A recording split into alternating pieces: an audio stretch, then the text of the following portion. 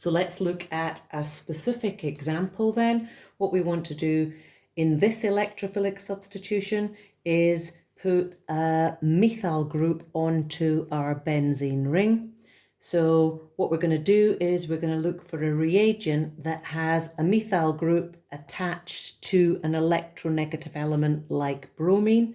And then we're going to use a halogen carrier, FeBr3, to take the bromine, carry the bromine away, and leave us with our methyl electrophile. So our final product will be methyl benzene and HBr. So let's start off with creating the electrophile.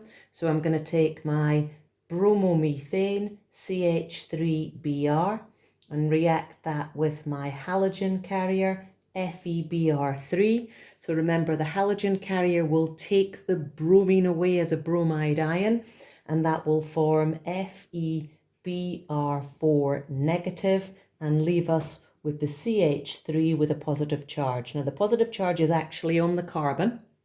Doesn't matter if you just write the positive charge at the end of that methyl group, but it's quite nice to put it on the carbon because that helps you to remember where it is for the mechanism.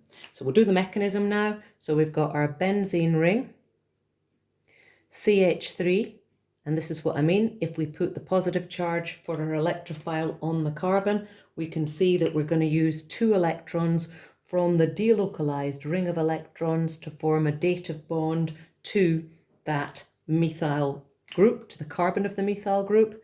That's going to give us our intermediate. So hydrogen and the CH3 still attached to that benzene ring.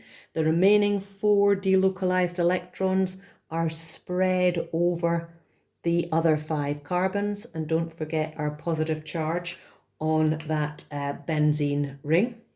We're going to break the carbon-hydrogen bond, passing 2 electrons back in to reform the delocalized ring of electrons, and that's going to give us our methyl benzene and of course our hydrogen ion. So the hydrogen ion will now react in the final step with the FeBr4 negative. So hydrogen ion plus our FeBr4 negative reacting to give us HBr and to reform our FeBr3 halogen carrier.